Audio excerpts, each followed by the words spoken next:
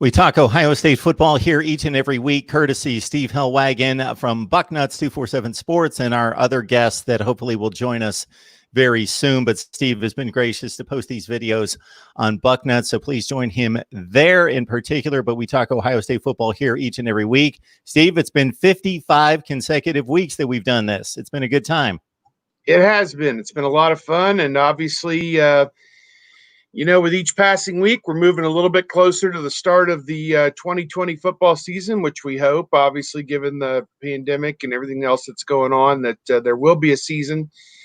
Very hopeful in that regard and very optimistic in that regard. And I guess we'll just have to take each day as it comes and put one foot in front of the other. I think Ohio State, it was a very big week for Ohio State. In terms of the trustees met on Wednesday, it was an all-day session, and they approved students to come back to campus to attend classes in class at Ohio State. There'll be reduced numbers in the dorm. For years, they've had a requirement that first and second year students live in the dorms there at Ohio State for proper spacing, or better spacing is probably a better way to put it. They will not require sophomores to stay in the dorms this year. So at any rate, it is going to be a little bit different. They also hired Christina Johnson, who is the chancellor of the State University of New York system, a group of over 60 colleges spread across the state of New York, as their new president. Interesting that Christina Johnson, she's well acclaimed as an engineer and an inventor, but she played field hockey at Stanford, and her great-grandfather was a member of the Ohio State football team in 1898. So there are some Ohio State ties for Christina Johnson, the new president. She'll follow Michael Drake, who is leaving on September the 1st. He'll actually be the president emeritus for the school year, will be a resource for President Johnson and the rest of the administration for another year, and will be a professor as well at Ohio State. And Drake staying on in that reduced capacity, and Christina Johnson will become the 16th president of Ohio State University on September the 1st. So some developments this week, and I take the move that students will be in class this fall as a strong move that there will be football at Ohio State this fall. Steve, probably the only negative factor or connection between Christina and her past is that probably her, was it great-grandfather that played for the Ohio State Buckeyes? Yes, that's right. Yes, her great-grandfather. I don't know many details about him. I haven't looked up his playing history other than to say he played in 1898. So probably not a lot of details on what he did for Ohio State way back when, or I don't even know who the coach would have been in 1898, but certainly in the early stages of Ohio State football. And again, I have not researched all of her ties to the state of Ohio, if she ever spent any time here growing up. She attended Stanford, played field hockey, so she is a former college athlete. I think that for people who are clamoring for a president that would have some kind of a clue about college athletics, I would say that's a good sign. She is married to a female who is the assistant athletic director at the University of Maryland, as I understand it. So I would assume that they are well versed in terms of athletics. And again, I'm not sure how I can explain to you that she's the chancellor of the SUNY system and her wife or partner is at Maryland, but that's some of the few details we've been able to cobble together so far. Yeah, I don't think we're going to be able to find any advanced metrics on her great-grandfather's play at Ohio State. The negative factor that I was going to bring up in tongue-in-cheek, Steve, was going to be that the only negative connection there would be that he must have been playing during that 12-game losing streak to Michigan to start the series. Yeah, no doubt about it. It was those were dark days for Ohio State. Since that they broke through with Chick Harley and beat Michigan for the first time, whatever year that was. I'm trying to pick something up, 1916 or 1917. They're well over 500 now. We know that. Since that game was played, the last 100 years, Ohio State's over 500 against Michigan. It was that first 15 or 20 meetings that were not so good for the Buckeyes. So, yeah, they have turned that series on its head.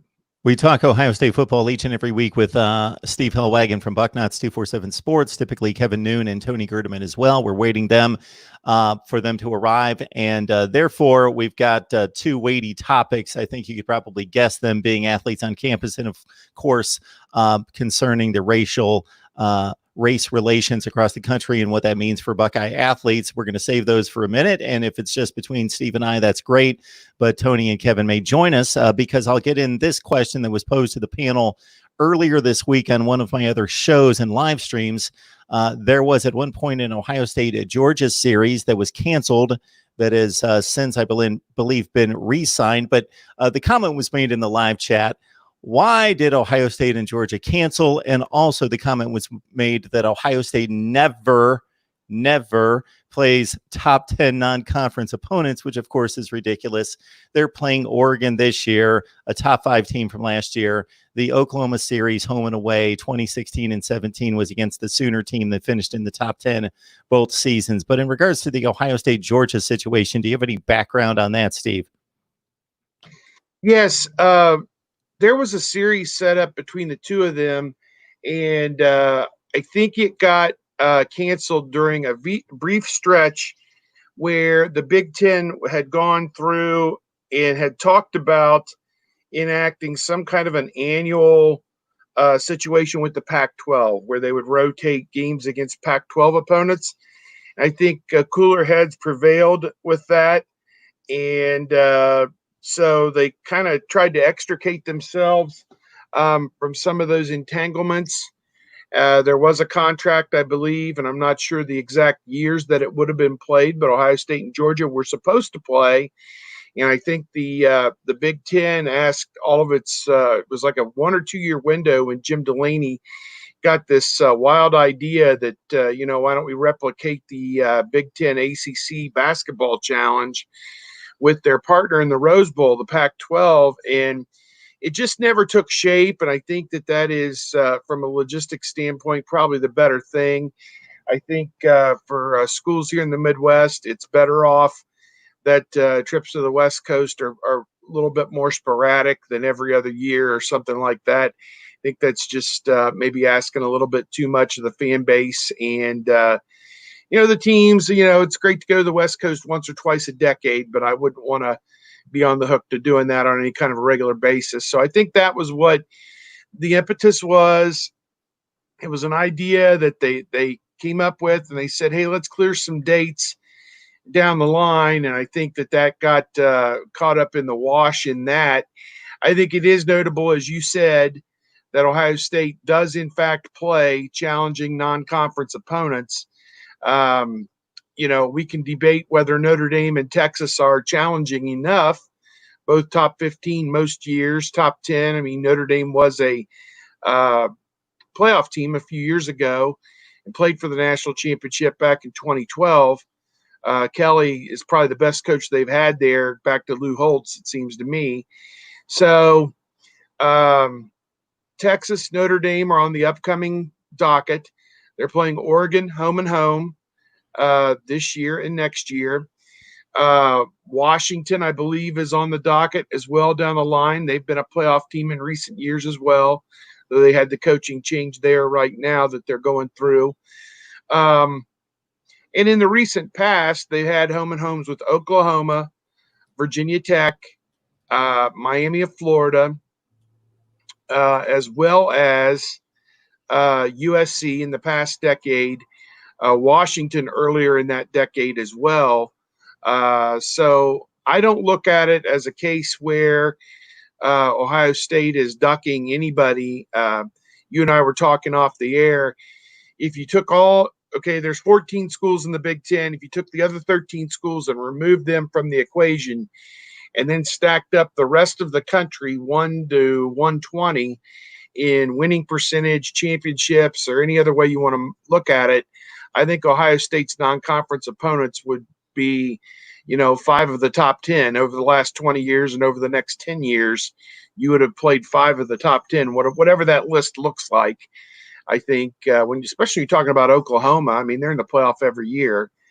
I think what we have an issue with is everyone is clamoring to see Big Ten, Ohio State, Penn State, Michigan in particular, and maybe one or two others, Wisconsin. They played LSU, I think, with a one-off type situation at Lambeau Field, is to get some SEC opponents on the schedule. And the SEC schools, some of them play an ACC school as like a natural rival, like South Carolina plays Clemson, Florida plays Florida State, Georgia plays Georgia Tech. So they don't necessarily go out of their way to go look for, another marquee non-conference game. Some do and some don't. And then some of them play those one-off games in Atlanta and Arlington as well on varying degrees. Ohio State does have Georgia scheduled. I think it's 20, 30, and 31, which sounds like something way off in the distance. But when you think about it, it's 2020. It's only 10 years from now. And typically that's the window. You schedule 8 to 10 years out. And Ohio State's done a great job filling up its dance card, I think, for the upcoming years. They even have a Boston College series in there as well.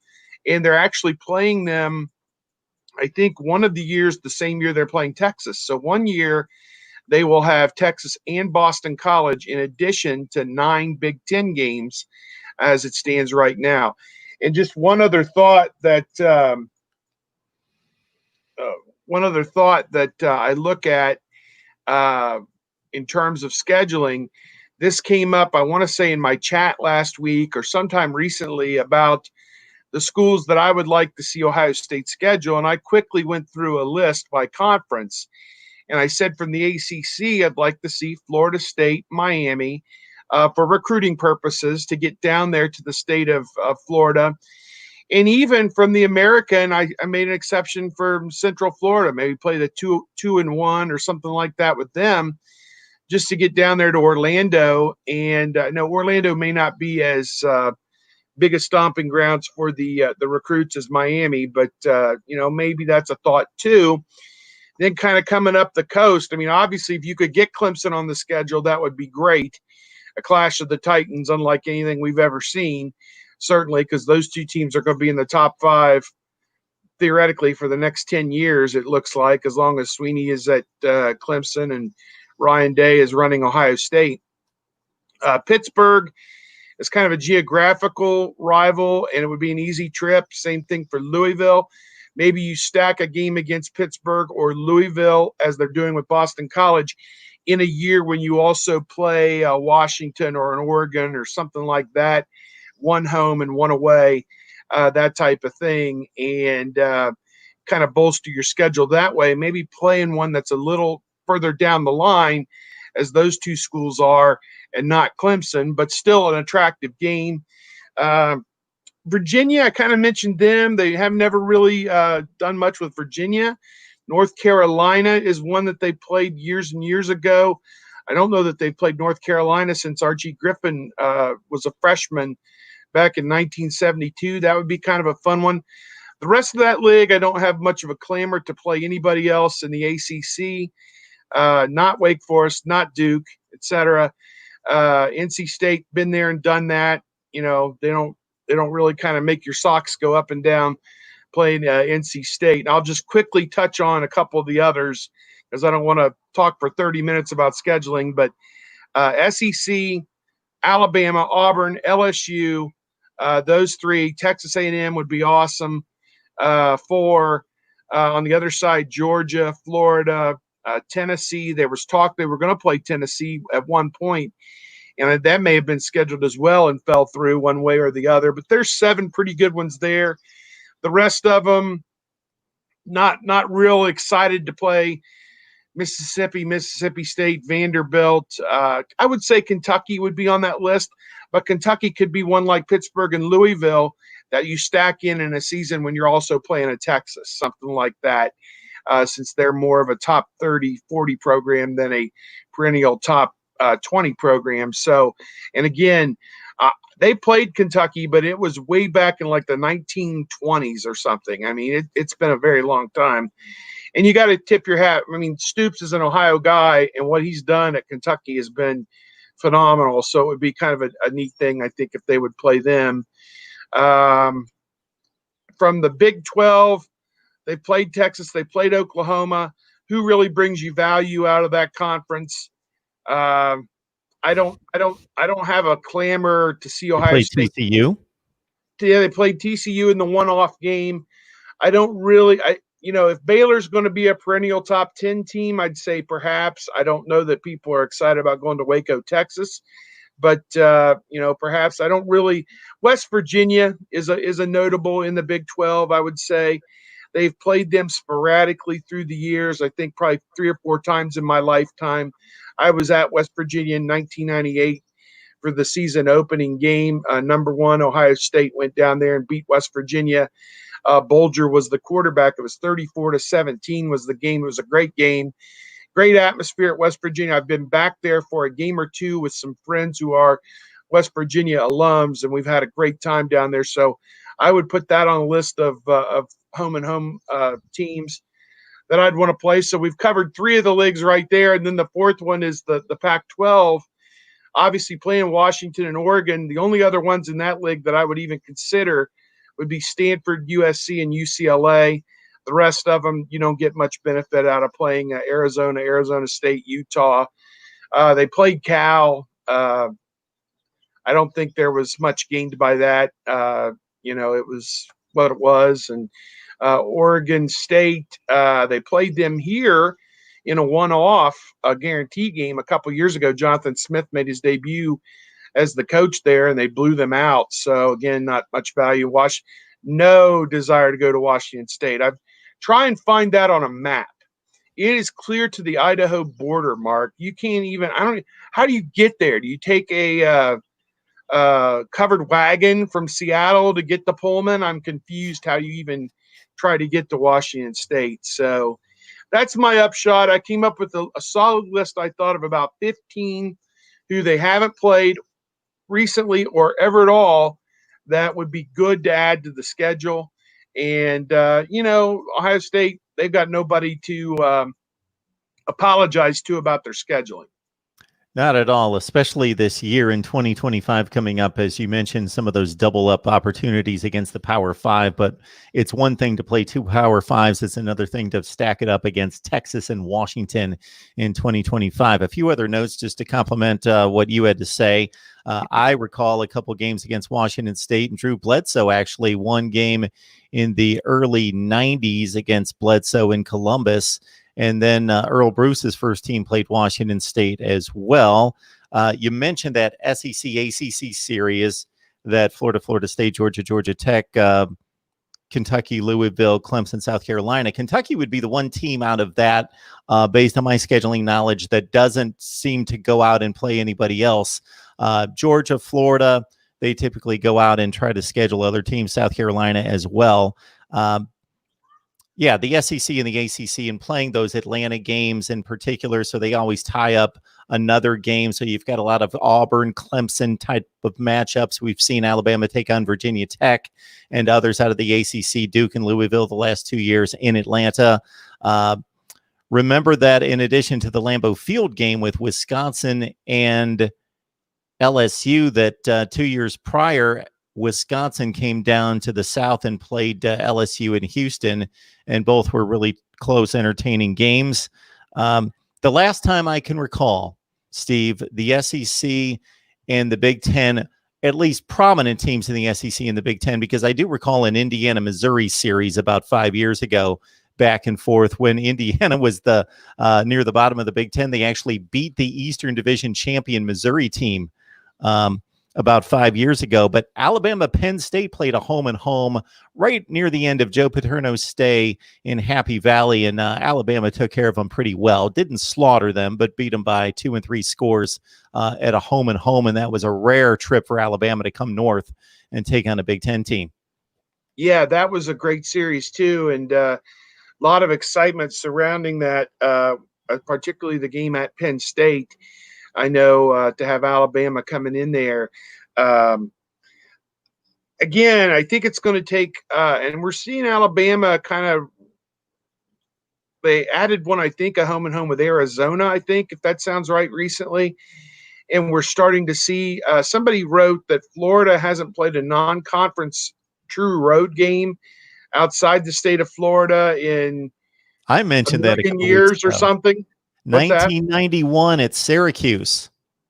91 at Syracuse, and I know Georgia had not played one either out of the state of Georgia until they went out. And I think they played Arizona State a few years ago. Does that sound right? They I went to think Notre Dame 2 years ago went to in Notre Dame now. 17. Yep. Yeah, that's good, certainly. And obviously Ohio State's going to play Georgia, and I that's one, you mark down and you put a star by it, because that's going to be a lot of fun when that day comes. And if there's a way to make a marquee game in this day and age with everybody's games are on TV, that would be one for sure, and probably the top non-conference game in that given season. I think we all live for the biggest and best matchups, and Oregon is going into this season's game with a new quarterback and having to retool a little bit on their offensive line, a little bit on defense. So this may not be a vintage Oregon team, but they're still being picked. I picked up two of the major magazines this week, Street and Smith's and Athlon Sports, and they're in the top 10 in both. So, I guess we'll see on game day what kind of a team Oregon's going to have. I think they open up with North Dakota State before they play Ohio State. So that'll be interesting to see how they're matched up against a great FCS opponent to start out, and then have Ohio State coming in. So, again, these marquee matchups, and for them to have Notre Dame on the schedule coming up. Gene Smith played it at Notre Dame, and so I think for him that was an important one for him to get on the schedule before he retires. He's probably moving toward his last 5 years as the athletic director at Ohio State. No sign of slowing down yet, but he's been on the job at Ohio State since 2005. A 15-year run so far for him. So he's done some big things there. And so I think to have Notre Dame on the schedule in a few years is going to be just fine, in another great marquee matchup. They played them in 95 and 96 home and home. Have played them in bowl games twice since then, both at the Fiesta Bowl. Ohio State won both. And Ohio State, after losing the first two matchups to Notre Dame in 1935 and 1936, Ohio State won the two in the 90s and the two bowl games, and now in just the last 25 years has gone from 0-2 to 4-2 all time against Notre Dame. And you brought up Washington State. They were a guarantee game, bye game opponent in 2002, the national championship season. Jason Gesser was the quarterback. Yes. And Ohio State won the game at Ohio Stadium 25-7, I believe was the final score. And very entertaining game and a competitive game with Ohio State kind of pulling away late in that championship season. I overlooked that one, but remember it well. Yes, 25-7. Jason Gesser and that Washington State team went to the Rose Bowl and played Oklahoma that year. So they played a really good Washington State team, not a marquee name in college football, but a really good Washington State team. And the last decent Washington State team that we saw until Mike Leach got there. Well, and check out Steve's book, because he outlines all this stuff in regards to various national championship seasons, and obviously his work down through the years at Bucknuts. But Steve, you know better than I do, but this is an interesting topic. If you go back to that 02 season, it's one of the more intriguing, interesting, quirky schedules that Ohio State ever played. They had never played 13 games in a regular season before.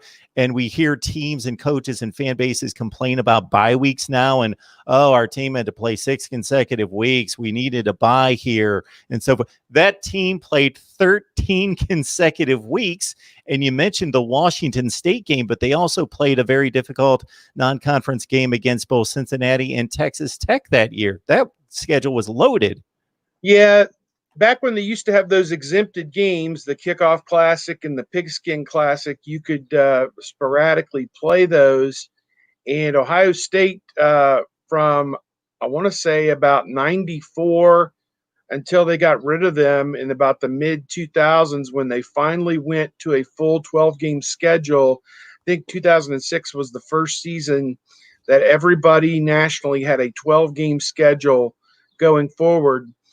I think prior to that, it was sporadic, depending on the number of Saturdays between Labor Day and Thanksgiving. If there was an extra Saturday in there, you could play a 12-game schedule. But the other years, like 2005, was just an 11-game schedule because there weren't enough Saturdays in that period. And so what was going on was the NCAA had rules about those exempted games that you could only appear in each one once every 4 or 5 years or whatever. And Ohio State took full advantage of that. They were in every one of those they could sign up for. Home, neutral site. They played Boston College they played Fresno State in the 94 Pigskin Classic, Boston College in the 95 Whatever it was called in New Jersey. Kickoff Classic. Yeah. 97, they invented one called the Eddie Robinson Classic, and they played in Wyoming. 99, they're back in the Kickoff Classic in New Jersey. They lose to Miami in a game that time is pretty well forgotten, and for good reason. Ohio State lost like 23-12, and was just, and 99 was a miserable 6-6 season anyway. But and then after that, they played that Pigskin Classic in 02 against Texas Tech. I think it was the Pigskin Classic. What was odd about that, Steve, is that it was at home. Yeah. By that point, it was no longer a neutral site game. I think they figured it was easier to sell tickets if it's part of one team's season ticket package as opposed to a one-off in California or wherever. And so that was how that came about. And so they also played Alabama in the Kickoff Classic in my freshman year at Ohio State in 1986. Lost the game 17-10. I think Ray Perkins may have been the coach at Alabama then. And Chris Carter and Chris Spielman were on the team. And in 1986 for Ohio State, they lost. And then after that season, they went out to Washington and lost 40-7. So in 1986, they were 0-2, which was my freshman year at Ohio State for the first time in college football since 1896, a span of whatever 90 years it had been since Ohio State had opened a season 0-2, and it just happened to be my freshman year. Thankfully for them, they won the next 9 games and played Michigan for the Rose Bowl in the last game of the season, but lost. So. Yeah, you would have thought that would have turned out to be a miserable season. Those first 2 losses in that trip out to rainy Seattle, losing 40-7. There was a blocked punt early in the game. And I'm sure you recall, Steve, then they came back to Columbus and scuffled and scraped their way by a mediocre Colorado team 13-10 the next week after that. So they were on razor's edge to go to 0-3, and then they turned out to be really good, and it was an extremely talented team that came a decision on 4th and 5 or a missed field goal, however you want to look at it, from beating Michigan and going to the Rose Bowl as the outright Big Ten winner. Yep, one of those tough losses to Michigan that Ohio State experienced in the 80s and 90s, and that became the norm rather than the exception during that 15-year period. But obviously they've done a 180 where that's been concerned here of late, and Michigan now considered looking straight up at Ohio State in this Eastern Division. We had a thing on our site today, a poll whether people would like to see the divisions in the Big Ten reshuffled or whatever. I think we talked about it on the show here recently. I wouldn't mind if they just abolished the divisions altogether and did what they do in the Big 12, where you're guaranteed the top 2 teams play each other again, or, well, I guess wouldn't necessarily be guaranteed again with 14 teams, but that you would have the top 2 teams either by record or ranking, however you would do it, would play for the championship. And that might be a little bit more of a common sense way to do things. But, they tried the first 3 or 4 years to do this based on competitive balance over 5, 10, 15, 25-year period. And nobody liked that. So, because it was too confusing, or Legends and Leaders was hokey, or whatever the complaint was. So they went to strict East-West. And I think the East has won every game since then. So, it's been rough sailing for the East, for the West in this arrangement. So that would have been, Steve, I believe 2014 would have been, I think the first playoff year would have been the first year of the East-West situation, because 2013 was the Ohio State, Michigan State Big Ten championship game. So I think that was the last year of those old divisions, Legends and Leaders. And then 2014 was the first East-West. So you're looking at 14 through 19, that's 6 games. Yeah, the East is 6-0. But of course, Ohio State's 4-0 during that time. Or maybe 5. I think they have all 4 Ohio of them. State except for the Penn State win over, the Penn State win over Wisconsin. Yeah, I guess that would be true. It's basically Ohio State over the West is what it's been. Well, in 15, Michigan State won. Oh, that's right. I missed the year there. They beat Michigan Ohio State, Penn State. And 16, Penn State won. So it's 4 for the Buckeyes. Yeah, 4-0 for Ohio State. And what is it? 3 of those are over Wisconsin. So one of them over Northwestern. Amazing, Northwestern has been to this championship game, and Michigan has not. Pretty stunning development there. The list of schools that haven't been there, obviously Indiana, Maryland, and Rutgers on one side. Who on the other? Illinois hasn't been there. What's at Purdue? Yeah. Nebraska. Well, Nebraska's been there. Yeah. Yeah, Nebraska's been there. So you've got maybe 6 schools that haven't been there. So I don't know. It would be somewhat interesting to back up, Steve, look at the Legends and Leaders divisions and then play it out to see what would have happened. Obviously, you can't go through the schedules, but how it would have looked the last 6 years with that format, with, of course, Wisconsin being in the division with Ohio State, and then moving Michigan State to the other side. Yeah, I think it would be interesting. And again, I'm not sure where having divisions really has paid a huge dividend, and kind of like that Big 12 model, where maybe you would keep 2 protected rivals for Ohio State, probably Penn State and Michigan, and just rotate the other 7, every year. And, if a player currently is at a Big Ten school and they play 5 years, at some point in their 5-year tenure, they will play, or they're supposed to play, every other Big Ten opponent. I'm not sure it can be done in a 4-year window the way it's set up, but that is at least what they tell us. So, I think that's good. But magically, we see Ohio State and Nebraska have been kind of joined at the hip, and they'll play Nebraska again this year.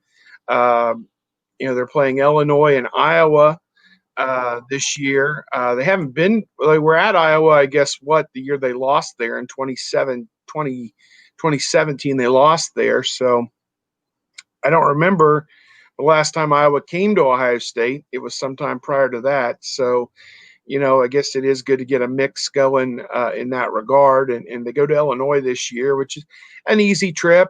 You can be there door to door from Columbus in 4.5 hours. That's not bad. So it's a little bit farther than going to Indiana or Purdue. So, that's not too bad. The division, as I've joked, by adding Rutgers and Maryland, we no longer have to go to Illinois and Purdue every other year. And that's a good thing. So, yeah. Mark Rogers TV, the voice of college football. We talk Ohio State with Steve Hellwagen from Bucknuts 247 Sports each and every week. Typically have Tony Gerdeman and Kevin Noon along as well. So please join the fun each and every week. It's been Fridays, but with 4 people trying to coordinate schedules, that's the importance of subscribing to the channel. Then you get the bell for the notifications, and you know when we're going live with Ohio State Football Talk and other live streams and teams involved as well. Please like, comment, share the videos, and subscribe right here at Mark Rogers TV, the voice of college football. Steve, we also like to promote here that since we aim to provide best discussion, debate, and analysis of college football, and for the hardcore college football fan, and try to get it right, we're also going to call people out when they spew out facts or would-be facts that are incorrect. So we've got BGPO Football Funk with a comment about the ACC and the Big Ten. They go head-to-head. He says the ACC wins. So I did a little math while you were talking there in your head there, Steve. So for the last 2 seasons, we've got 10 matchups between the Big Ten and the ACC. The past 2 football seasons in the Big Ten is 8-2. Yeah. And Maryland, wasn't very good last year, and they knocked off Syracuse early in the season. I do remember that one. I don't know if some of the other ones were in bowl games or. Yeah, Michigan State beat Wake Forest last season. Of course, Ohio State lost to Clemson. Penn State beat Pitt. And there was another game I came up with this past season. There were only 4 matchups. It was a 3-1 series. Okay. The year before, it was 5-1 as Minnesota won a bowl game over Georgia Tech, and you had Wisconsin over Miami, and so forth and so on. Yeah. Yeah, I think it's fascinating. If we can get those kind of intersectional matchups, those they really have a way of grabbing the attention. And there are some great weeks. I kind of plotted the schedule out for a story that I did, and there are a couple of weeks in there where it is just dynamite. The number of games. There's I think Nebraska plays Cincinnati this year. And that's whatever week that is, that game just kind of pops off in my head. And Cincinnati is being picked in, where they want to put that group of 5 best team, that glass ceiling at 20. That's I think when people fill out their preseason poll, they're like, okay, I'm down to 20. Who's the best group of 5 team? And just stick them in there. And, I don't know who else Cincinnati play. I assume that's their biggest non-conference game is at Nebraska. I think it's at Nebraska. And that game that day, I think, was like number 4 on the list of games involving Big Ten teams. So that'll tell you that whatever week that is, that's going to be a dynamite week.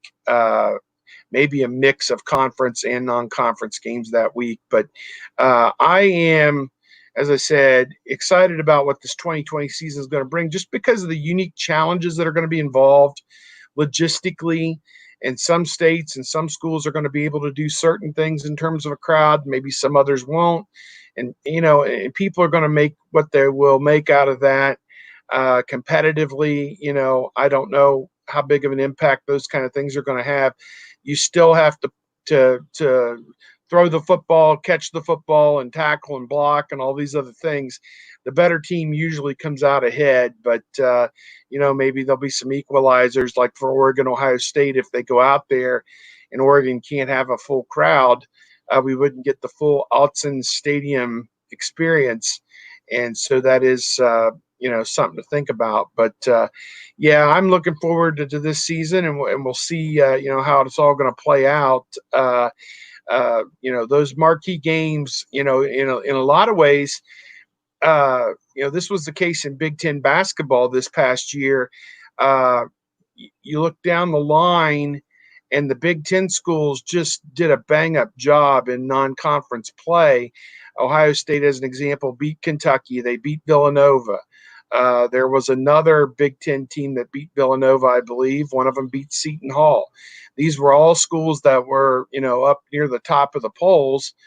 And so people wondered as the season went on, why are all these Big Ten teams in the top 20 in the computer rankings? Even a Indiana team that barely was like 500 in the Big Ten was a lock for the NCAA tournament was because the Big Ten as a group went out and took care of business in the non-conference in basketball. And when that happens in football, it bolsters the case for your top teams, your championship team, to get into the playoffs. So if the Big Ten can dominate again this year in the non-conference, it'll be certainly something to watch. I think is Wisconsin a team this year that is playing Notre Dame at Lambeau Field and also playing Northwestern at Wrigley Field. And that's just crazy to think that they're going to play two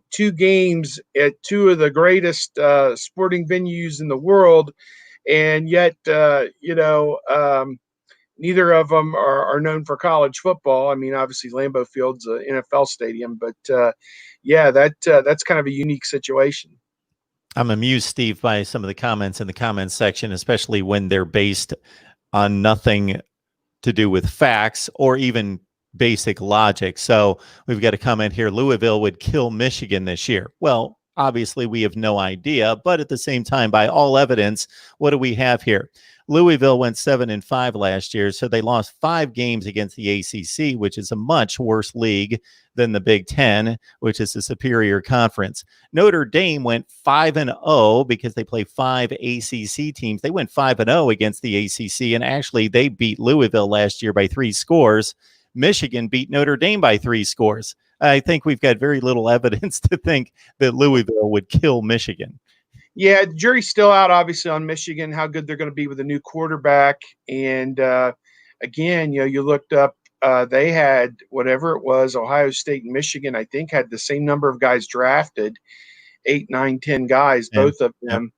And yet Michigan, only a couple of theirs were in the first 3 rounds. Most of theirs came in the later rounds, where it was kind of vice versa for Ohio State. But that's just kind of splitting hairs. They had talent.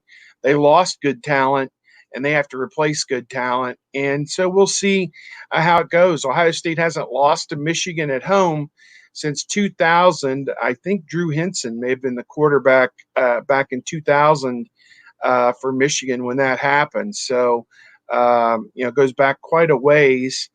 And, they've won whatever it is now.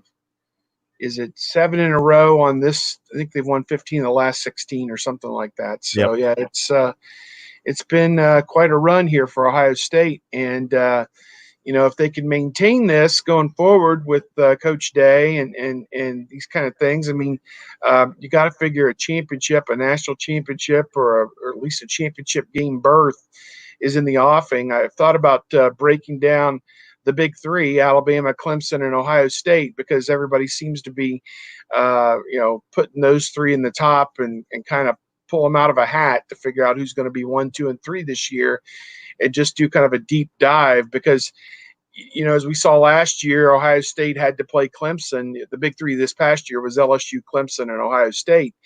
And Ohio State got the short straw and had to play Clemson in the semifinal. Otherwise, they would have played for the championship.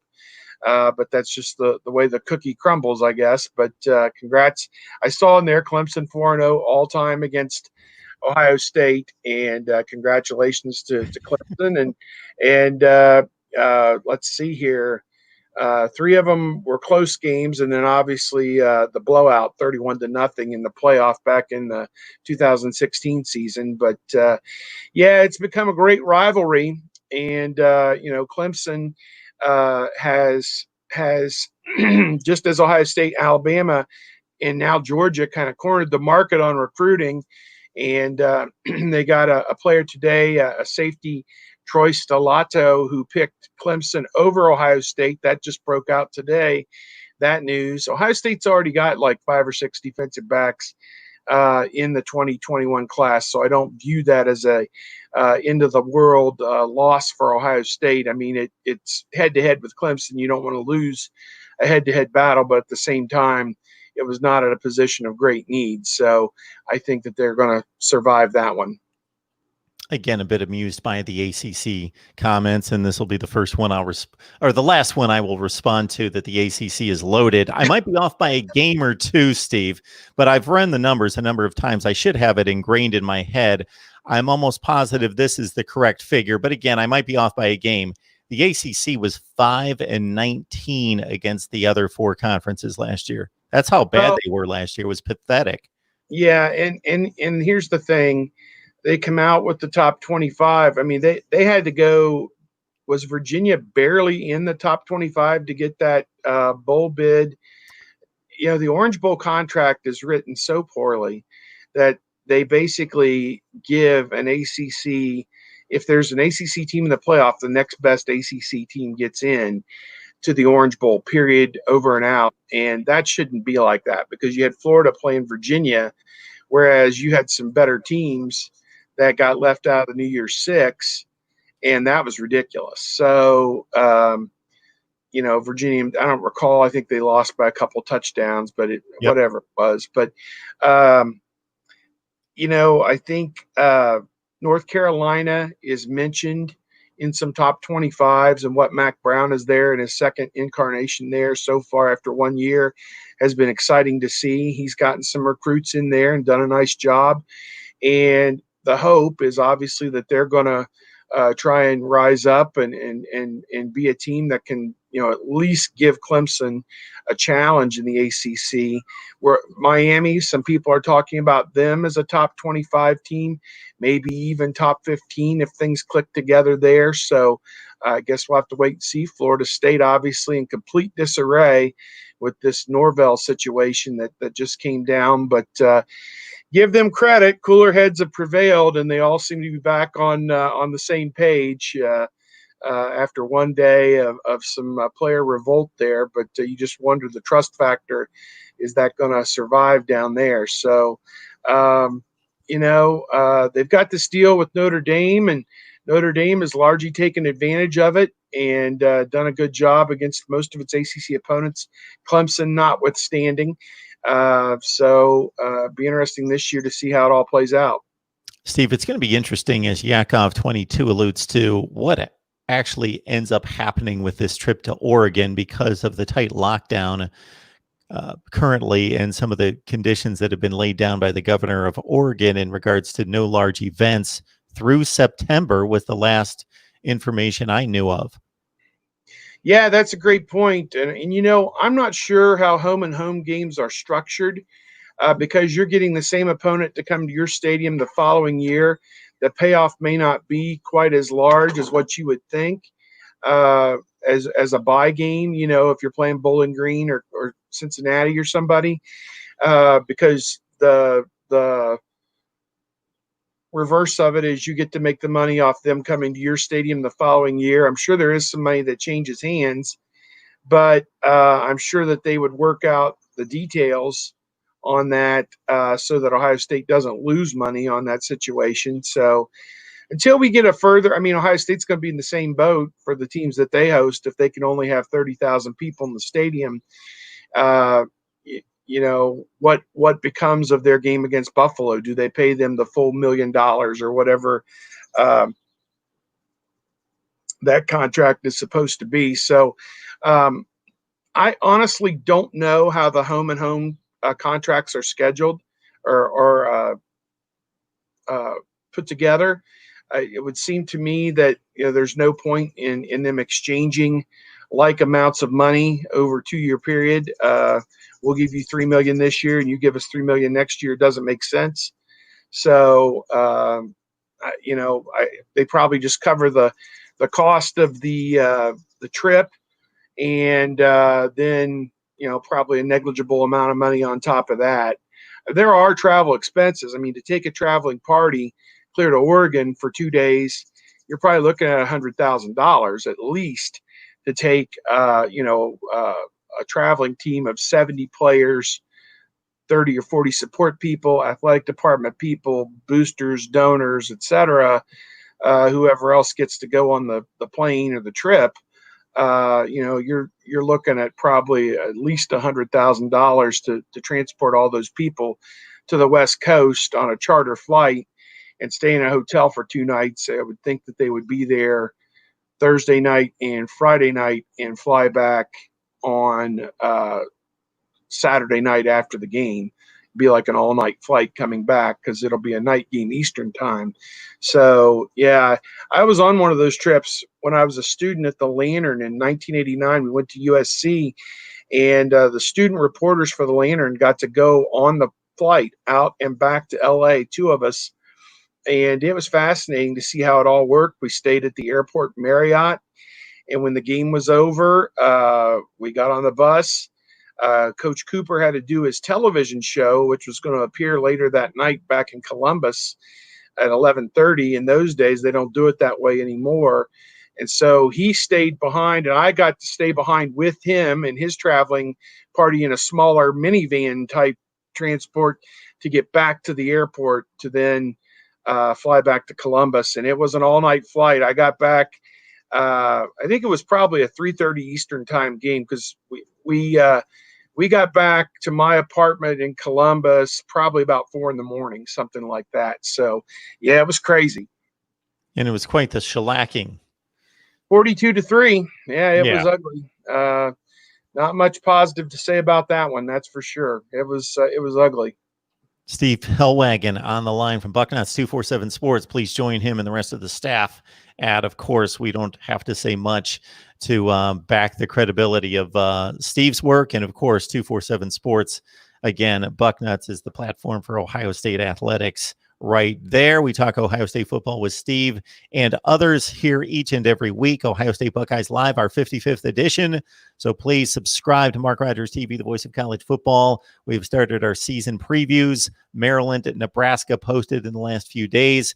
But of course, subscribe so you can get the notifications for the live streams. Steve, I don't know if there was anything else we needed to hit on regarding the athletes on campus. You had touched upon that out of the gate. I don't know if we cut you off before there was anything else that should be addressed there. Yeah, the way we understand it, some of the incoming freshmen have already been in Columbus for a few days. Everybody is coming back, it seems, this weekend. It will be interesting to see if anybody does not make it back for whatever reason, personal reason or otherwise. These are supposed to be voluntary workouts starting on Monday at the Woody Hayes Athletics Center. It sounds like they are in groups of 10, perhaps as small as 10. And when you think about a 100-man unit, that puts a lot of stress on your training staff and your strength and conditioning staff to roll 8 or 10 groups of 10 or 15, whatever it is that you have, through there in a given day period. It could be a thing where they're staggered, where they only get through so many groups each day, and maybe it's an even every other day event, and guys are put on their own to work out on their own the other days. Who knows how they're structuring it? We're looking for a little bit more detail on that as we get into it. But I know some of the freshmen came in and got acclimated here in the last several days, and will be basically seeing their coaches and new teammates in person for the very first time. Well, at least since their recruiting visits back in the fall, or if they came to a game or whatever, we'll see them for the very first time on Sunday or Monday. The facility is supposed to open on Monday. And again, as we said, it'll be done in waves, which is a logistical nightmare, certainly, but it's better than nothing. And the summer semester begins on Monday as well, and athletes will be taking classes online as part of that. No in-class instruction until the fall semester, which will begin on or about August the 20th or thereabouts, 23rd. They made a few changes to their fall semester schedule. All the classwork will be done before Thanksgiving. The exams will be done right after Thanksgiving, and they will be done remotely. So at Thanksgiving time, people will be able to go home, and they won't have to come back, which will be a little bit of a different thing. So, yeah, it's going to be a different deal. I think whatever's been normal for us and these athletes over the years, we're just going to have to roll with the punches. And understand that our leaders, the presidents, the athletic directors, the coaches, the athletic staff are doing everything they can to make it as normal as they can for the athletes. And hopefully we'll get a chance on Monday to talk to Coach Day or maybe a few of the players, hard to say, but just get their take on being back in Columbus and being together for the first time since mid-March, when spring practice was curtailed back in mid-March after 3 days. Doesn't sound like there'll be any makeups or do-overs for spring practice. That ship has sailed. Everything will be done without pads this summer. It sounds like middle of July they'll have a 2-week acclimation period, and then first part of August will be 4 weeks of preseason camp, and that's how it will go the lead up to the season starting September the 5th. Steve, we would be remiss if we didn't hit on the race relations issue and how it pertains to the Ohio State athletes before we let you go. I want to remind everyone that the other night on our Florida State show, if you go about 45 minutes in, we had a great discussion with a number of folks, but James Coleman in particular, Black athlete at Florida State from 2002 to 2005 at fullback, about race relations. Then had another conversation yesterday. But Steve, as it pertains to the Buckeyes and what you've seen there. Well, first of all, very sad just about the entire turn of events. And, again, there are things in our society that need to be remedied. And I think, we are starting to understand that more and more clearly with each passing day. And again, just hope everybody within the sound of our voice can just be safe. And the COVID situation, the coronavirus, I think has been dealt with in a strong response, I think, from our government leaders. Again, it's easy to criticize in hindsight in 2020 about some of the decisions that were made, but that people did the best they could with the information that they had. I'm going to trust and believe that. And now we are in a situation where our country is trying to heal again in a different sense with the racial discord. And again, it's just a case where we need to love one another. And I think that's something that we just can't do enough of right now. Ohio State, their athletes, their players, they had their own support rally for Black Lives Matter. They put together a really nice video with close-ups of a lot of different people, I assume, that were taken individually and spliced together. They have a great social media staff, and Ohio State was one of the first schools that was kind of on the cutting edge of those messages that came out. Not that it was a race to post a message or anything like that, just that they came out early and swiftly and got on record with how they felt about it. And again, I don't foresee that being an issue that impacts Ohio State other than education and these kind of things. I've never really heard much of a whiff of that kind of discord within the programs at Ohio State. And I think that that goes back into leadership among the players and the coaches, that everybody has a hand in the success of the program. And I think that, again, it's communication more than anything, and it is truly caring. I think a lot of the players talked about how Coach Day and their staff stayed with them throughout the COVID pandemic with Zoom calls, telephone calls, texts, and messages of support, and now they have done the same in regards to what we've seen over the last 10 days, the national outcry and everything that's happened. So trying to stay on top of that situation and make the program at Ohio State somewhere comfortable for players from all walks of life, whether they be Black, Hispanic. Obviously, they've had guys from Hawaiian descent, again, ethnic, whatever ethnic platform you come from, that it is a place, a melting pot, and that's been part of the success at Ohio State.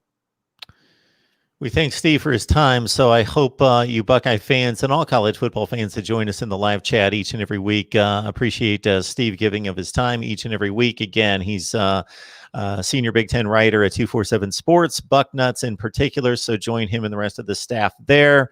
And Steve is gracious enough to post our video each week, where we've been going 55 consecutive weeks strong, Steve.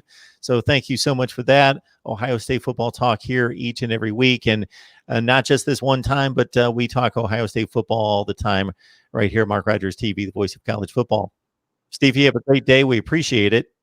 All right, Mark. I've thought about doing a column trying to solve all of society's ills. You know, the racism, the COVID, the dealing with that, even down to figuring out this baseball mess. You know, when every other sport can come back, and yet baseball is sitting here on the sidelines trying to split the dimes and the pennies. You know, what are they doing? You know, they need to be part of this healing process, and instead they've created more discord. So sad, but as a baseball fan, Reds fan, hopefully we'll have a season this year. But boy, they talk about some people who are tone deaf and don't get it. I love the grand old game myself, big baseball fan from the northern half of Ohio as an Indians fan, and I will echo that sentiment for some reason. And I don't think it's inherent to the athletes themselves that play baseball. It's just the way the sport has been constructed, which has been very good for the player and financially down through the years, but it's created a tone and approach that has resulted in a lot of stalemates and obviously more strikes than the other professional sports. One that took the 1994 World Series in particular, but other negotiations, stalemates, and standoffs. 1981 was a big one as well. And now we see it in a different form, but the same type of approach concerning this, and not seeing the big national picture of what that would mean for baseball fans and for the collective society in general to come back and just show that we can overcome this. Yep. Hopefully they can get their act together. We'll have to wait and see, though. All right, Steve, thank you so much. You have a great weekend. All right. Take care, Mark.